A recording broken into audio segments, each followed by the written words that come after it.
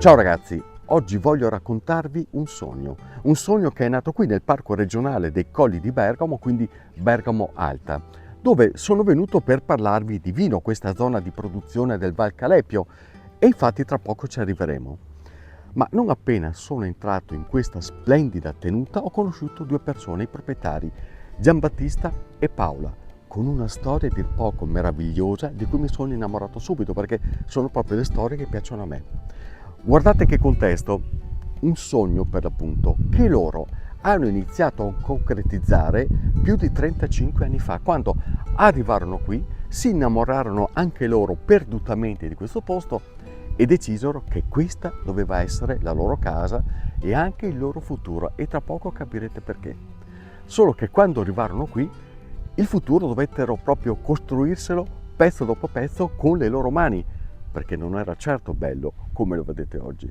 Praticamente quando l'abbiamo visitato era tutto una boscaglia, rovi, cioè bisognerebbe, mi ricordava la descrizione del Manzoni nei Promessi Sposi, quando Renzo ritorna al paese e vede appunto la sua abitazione tutta sepolta da rovi e quant'altro. Lì Manzoni fa tutta una descrizione accurata dei vari tipi di rovi e arbusti che sono invasivi. Ecco, qui praticamente noi poi abbiamo dovuto lavorare qualche mese proprio per cercare di capire, decespugliando, tagliando a mano, eccetera, per capire un po' i percorsi e per arrivare anche a fare un rilievo di queste due cascine che erano poi, abbiamo verificato, risalivano al 1600,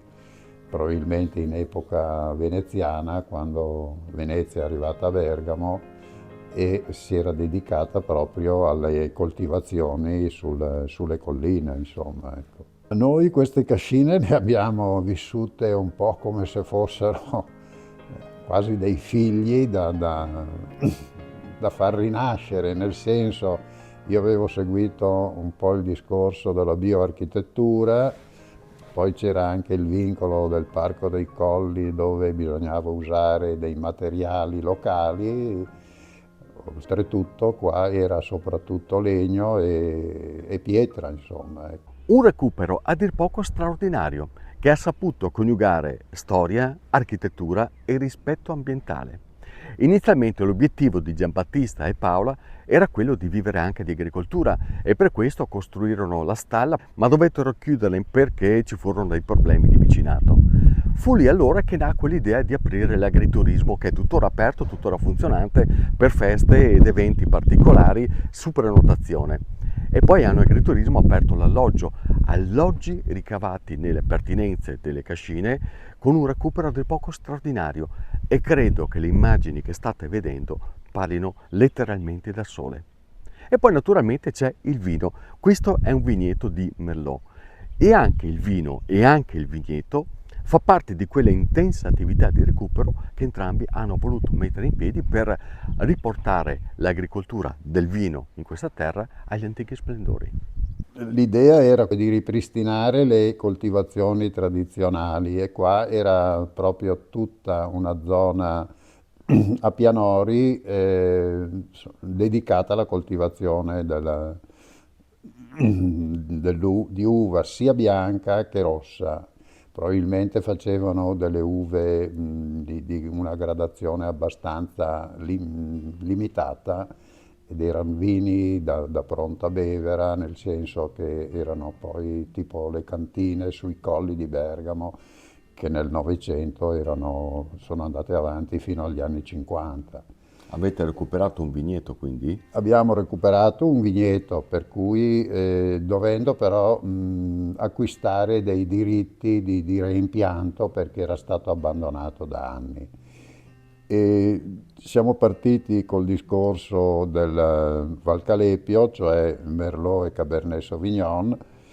Poi negli anni il vigneto l'abbiamo impiantato nel 93-94. Negli anni però il Cabernet Sauvignon aveva sempre problemi di di Moria, nel senso che era abbastanza delicato, poi magari maturava fino a un certo punto, e per cui nel 2018 abbiamo pensato, anche perché negli anni continuavano a venir meno le piante di Cabernet, abbiamo pensato di espiantare il poco Cabernet rimasto e di fare un Merlot in purezza, seguiti anche da un ottimo agronomo che ci aveva dato questo consiglio. E da allora la nostra produzione è un Merlot biologico che poi matura in botti di rovere intorno per almeno 18 mesi e viene utilizzato soprattutto per l'agriturismo e per qualche ristorante qua della zona di San Vigilio. Al di là del vino, questa è una vera e propria oasi naturalistica. E allora girare fra gli ettari della tenuta insieme a Giambattista e a Paola diventa un'esperienza emozionante perché si va alla scoperta di autentici piccoli tesori, come questo. Questa è l'acqua che arriva da dove? Praticamente una sorgiva che arriva dai colli, dai sopra i colli, ma probabilmente anche una faglia sotterranea, perché comunque anche nei periodi di siccità la sorgiva butta sempre, anche se un po' meno, però è sempre in continuo. E poi nella valletta sotto addirittura c'è un punto dove continua a pollonare, quindi è proprio anche una faglia probabilmente che viene anche dal canto alto, oltre che dalle colline, dalle montagne più Ma a nord. qui ci si può immergere volendo. Sì, naturale, cioè non usiamo cloro né niente, quindi però è un'acqua che continua a cambiarsi, per cui è un laghetto naturale, insomma, ecco. Dove mi ha portato adesso? Questo è il laboratorio di erboristeria, dove gli oli essenziali vengono lasciati a decantare per qualche mese e poi vengono imbottigliati nei piccoli dispenser da 10 ml di solito. Le essenze sono ricavate da erbe che coltivate qui? Sì, noi abbiamo rosmarino, timo, lavanda angustifolia, cioè lavanda vera, la verbena, abbiamo anche piante di eucalipto, di cipresso e poi in montagna abbiamo un bosco di larice dove ricaviamo di abete rosso anche, da cui poi ricaviamo il vegetale da mettere in distillazione. 35 anni fa Giambattista e Paola arrivarono qui e concretizzarono il loro sogno. E vi assicuro che vissuta da dentro e dal vivo, questa tenuta trasmette delle emozioni e una magia veramente coinvolgenti. E adesso la loro speranza è quella di riuscire a trovare qualcuno che sappia amare le sorgenti come le hanno amate loro e come continuano a fare tuttora. Senta Giambattista, questo posto è ancora il vostro sogno?